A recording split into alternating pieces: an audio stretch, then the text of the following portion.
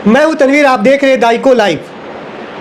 Parliament के special session के पहले दिन केंद्र सरकार और विपक्ष के दरमियान बड़े इशू पे बातचीत तो नहीं हुई है, लेकिन आने वाले दिनों में बताया जा रहा है कि कुछ ऐसे धमाका खेज या मास्टर स्ट्रोक कह लीजिए, वो केंद्र सरकार की तरफ से पार्लियामेंट में बिल लाया जाएगा। तो इस सिलसिले में हमारे साथ बातचीत करने के लिए बंगाल कांग्रेस के सेक्रेटरी जाहिद हुसैन साहब।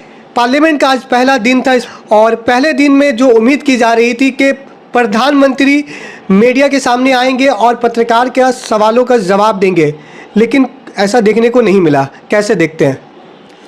देखिए, पार्लियामेंट सेशन जो है, स्पेशल सेशन बुलाया गया है 5 दिन का। तो 5 दिन का जो स्पेशल सेशन बुलाने का मकसद क्या है, उसको कम से कम अवगत कराना चाहिए था तमाम अपोजिशन पार्टियों के साथ। तमाम अपोजिशन पार्टियों को जो है बताना चाहिए कि किस बिल के तहत हम लोग जो है बहुत ज़रूरी, ये स्पेशल सेशन ऐसे ही नहीं बुलाया था, इससे पहले भी स्पेशल सेशन जो है बुलाया गया है बहुत सारे वजूहात के बिना पर। लेकिन आज जो पार्लियामेंट का स्पेशल सेशन आ रहा है, इसकी अहमियत क्या है और क्यों बुलाई गई है, इससे अनजान है पूरा पार्लियामेंट का अपोजिशन। आज तक पहला दिन, स्पेशल सेशन का पहला दिन आज गुजर चुका है, तो भी अपोजिशन को, लोकसभा के अपोजिशन लीडर को पता नहीं, और ना ही मीडिया जो चौथा स्तंभ है देश का, उनको पता है कि क्या बिल आने को जा रहा है और क्या मास्टर स्ट्रोक मोदी की तरफ से होने को जा रहा है। इसके बारे में अभी तक किसी भी व्यक्ति को पता नहीं, देशवासियों को पता नहीं। बहुत सारे मीडिया एनालिसिस कर रहे हैं, वुमेन रिजर्वेशन बिल लाएगी सरकार। हो सकता है इंडिया और भारत का जो मामला चल रहा है उसको उसके ऊपर बिल लाएगी सरकार। हो सकता है कि जो है वन नेशन वन इलेक्शन का जो मुद्दा उठाया गया है सरकार की तरफ से, उस पर बिल लाएगी सरकार। नोटबंदी की तरह देश की जनता को कुछ झटका मिलने वाला है? देखिए, मोदी जी एक ऐसे शासक है, ऐसा देश का प्रधानमंत्री है जिसे मैं कह सकता हूँ चालू भाषा में जिसे हम लोग कहते हैं कि बंदर के हाथ में झूना नारियल। ये इस तरह का हरकत और इस तरह का व्यवहार, इस तरह का देश के अंदर में जिस तरह से उन्होंने देश को नुकसान पहुंचाया है नोटबंदी के वजह से, और नोटबंदी ही नहीं बल्कि जीएसटी भी जिस तरह से उन्होंने देश के ऊपर थोपा है, देश के ऊपर में जिस तरह से उन्होंने लागू किया है, ये पूरा देश विफल हुआ है। 2019 के चुनाव से ठीक पहले पुलवामा अटैक होता है और उसके बाद ही देश की जनता भारतीय जनता पार्टी के हक में वोट देती है। क्या 2024 में भी इस तरह की कोई ब्रेकिंग न्यूज़ मिलने वाली है? देखिए, जिस तरह का पुलवामा हुआ उस पर भी सवालिया निशान बहुत हुआ, लेकिन हम उस मुद्दे पर नहीं जाना चाहते, उस इशू पर नहीं जाना चाहते। ये पुलवामा अटैक प्री प्लान था या एक षड्यंत्र था, इस पर हम बहस करना नहीं चाहते हैं, क्योंकि हमारे 40 सेना, हमारे देश के सबसे बड़े नौजवान, देश के नौजवान जो है उस पुलवामा हमले पे जो है शहीद हुए थे।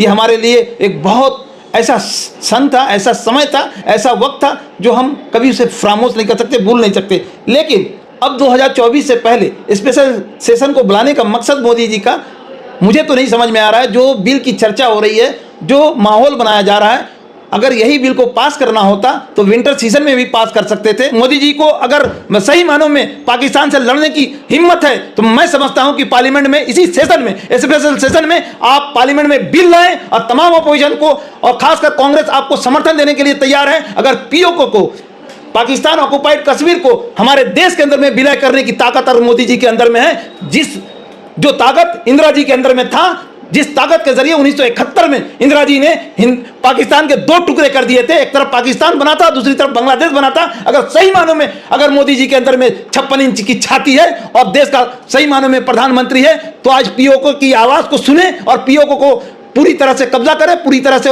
अपने जो है नियंत्रण में ले आए और पाकिस्तान पर हमला करे। लेकिन जो बीजेपी के समर्थक हैं और बीजेपी के नेता, वो तो कह रहे हैं कि मोदी जी कर सकते हैं, मोदी है तो मुमकिन है। फिर इतनी बेचैनी क्यों है विपक्ष में? वो उनकी सरकार ही वो काम कर रहे, पिछले 9 साल में देश तरक्की कर रहा है, उनकी तरफ से दावे किए गए, तो दिक्कत वाली तो कोई बात नहीं है। देखिए, बीजेपी क्या कहती है और बीजेपी क्या करती है, ये पूरा देश दे चुका है। सिर्फ नारों से देश नहीं चलेगा।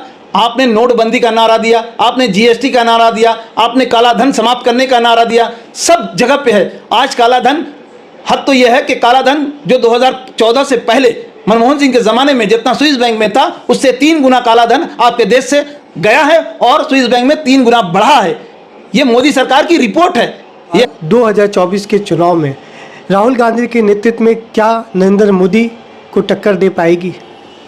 बिल्कुल, आपको जिस तरह से उन्होंने कर्नाटका, हिमाचल प्रदेश को विजय हासिल किया है कांग्रेस ने, आज फर्स्ट भारत जोड़ो यात्रा से 4000 जो कन्याकुमारी से लेकर कश्मीर का यात्रा था, पैदल यात्रा था, एक तपस्वी यात्रा था। इस देश का एक इतिहास रचा जाएगा।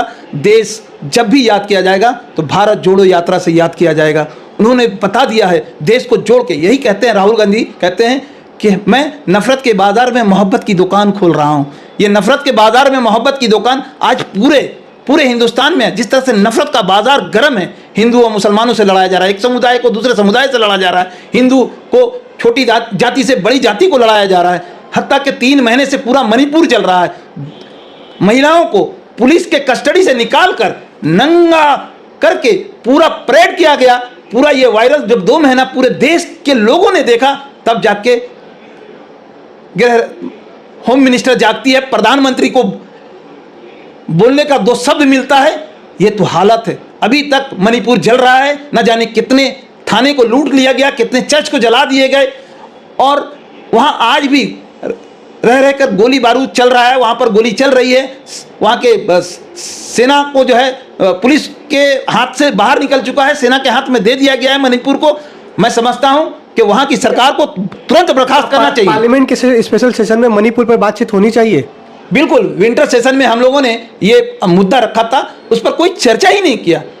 मोदी सरकार मणिपुर के मसले पर चर्चा ही नहीं करना चाहती। वहां के सरकार के खिलाफ अभी तक कोई एक्शन नहीं लिया गया। अगर यही मामला अगर कोई अपोजिशन पार्टी के सरकार होती किसी भी स्टेट में, अगर यही मामला किसी अपोजिशन पार्टी के स्टेट में होता, तो अब तक ये सरकार को भंग कर दिया जाता, इस सरकार को तोड़ दिया जाता और वहां 356 लागू कर दिया जाता।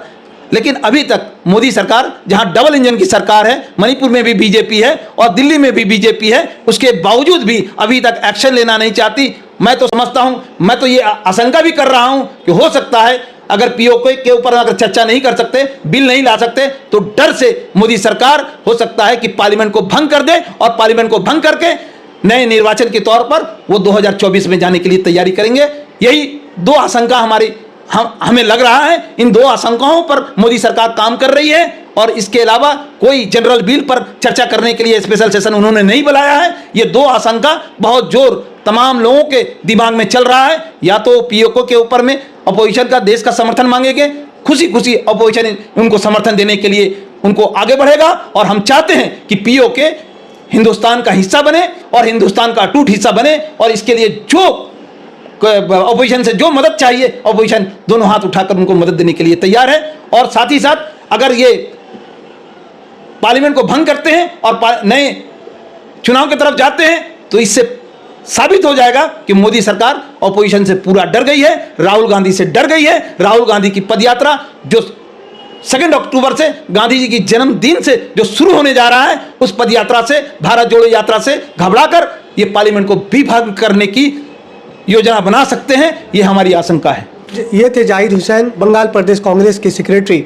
अगले 5 दिनों के पार्लियामेंट के स्पेशल सेशन में देखना है कि केंद्र सरकार की तरफ से कौन से बिल पेश की जाएगी। ऐसे तो चर्चा यूसीसी पर भी है, वन नेशन वन इलेक्शन पर भी है।